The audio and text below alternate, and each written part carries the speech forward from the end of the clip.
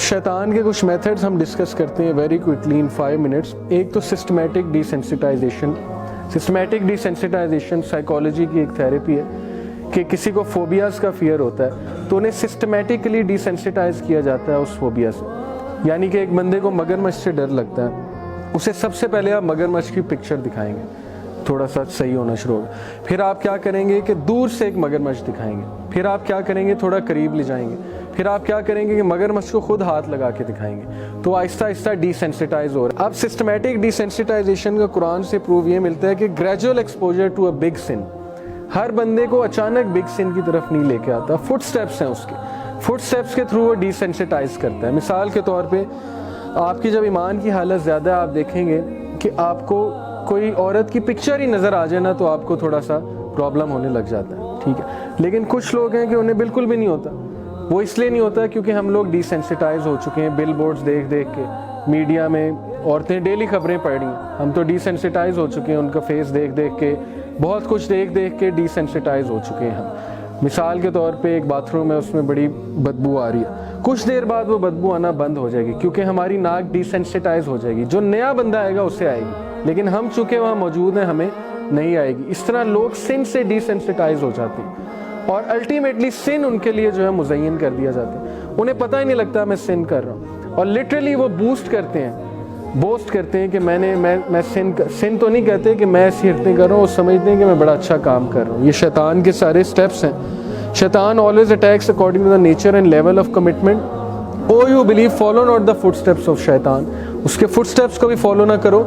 Whosoever follows the footsteps of shaitan, then verily he commands al-fasha and al-munkar, obviously, and follow not the footsteps of shaitan, surely he is to you an open enemy। यानी कि gradual exposure वो करता है। Some examples how a person gets involved into profanity, किस तरह से लोग बन जाते हैं porn addicts। जाहिर है एक ट्रिगर होता है, वो ट्रिगर कुछ भी हो सकता है, मूवी का कोई सीन हो सकता है, कोई पिक्चर हो सकती है, यूट्यूब पे कुछ देखते देखते अचानक जो है वो बंदा स्लिप कर जाता है। अब वो ग्रेजुअल स्टेप्स हैं। तो ये सारे systematic desensitization and dissonance reduction. Dissonance reduction भी साइकोलॉजी की एक टर्म है कि इंसान जब करना कुछ चाहता है, करता कुछ है, तो डिसोनेंस पैदा होती है माइंड में, एक तज़ब्ज़ब। उसको रिड्यूस करने के लिए हम डिफेंस मैकेनिज़म्स की तरफ जाते हैं। मिसाल के तौर पे एक स्मोकर है, उसको पता है स्मोकिंग नहीं करनी चाहिए, सिगरेट पे लिखा हुआ है कि इससे लंग कैंसर होता है, माउथ कैंसर होता है, वो स्मोक करता है, उसमें डिसोनेंस पैदा होती है। अब वो क्या करता है, डिफेंस मैकेनिज़्म बनाता है। पहला डिफेंस मैकेनिज़्म बनाता है कि सारे पीते हैं, मैं भी पीता हूँ तो इसमें क्या है। फिर वो कहता है कि कूल है,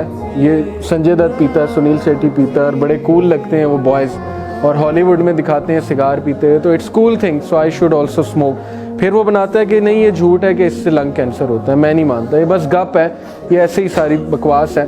अब डिफेंस मैकेनिज़्म से उसकी डिसोनेंस जो है वो कम होती है। अब शैतान भी डिफेंस मैकेनिज़्म देता है इंसान को जब उसको कॉग्निटिव डिसोनेंस होती है। एक बंदा नमाज नहीं पढ़ता है तो तज़ब्ज़ब का शिकार होता है, कहता है यार पढ़नी चाहिए थी, ईशा पढ़ी नहीं आज।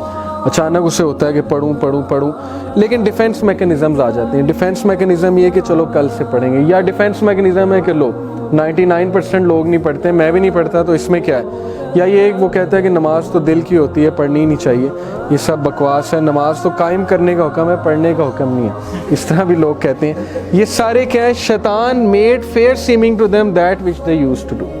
यानी उसने उनको डिफेंस मैकेनिज्म दिए शैतान ने डिसोनेंस रिडक्शन के लिए।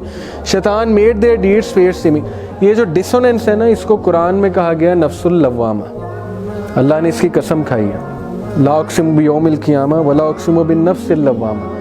लेकिन शैतान इस नफ्स का दुश्मन है क्योंकि ये सेल्फ रिप्रोचिंग चीज़ है एक बंदे में, कि बंदे को ना वो चीज़ एहसास दिलाती है कि तुम गलत कर रहे हो, आवाज़ आती है अंदर से। लेकिन शैतान ने उस चीज़ को गलत कर दिया, शैतान ने उस चीज़ को एक डिफेंस मैकेनिज़्म दिया है और नफ्सुल अम्मारा की तरफ ले गया। नफ्सुल अम्मारा is the second type of नफ्स। नफ्सुल अम्मारा है कि जो हम पे हावी हो जाए। बेसिकली 3 नफ्स है ना, नफ्सुल मुतमइन्ना, नफ्सुल अम्मारा और नफ्सुल लव्वामा। लेकिन नफ्सुल अम्मारा जब हावी हो गया तो इसका मतलब है कि हम गलत साइड पे चले गए।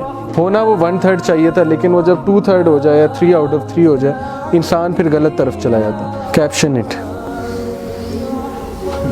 This is a fashion show in UK और they have spent billions of dollars on this fashion show and they call it enlightenment। अब ये मुझे बताएं, शैतान ने चूँकि बावला नहीं किया तो ये क्या है, ये किस तरह का फैशन है, इस तरह फैशन कौन करता है।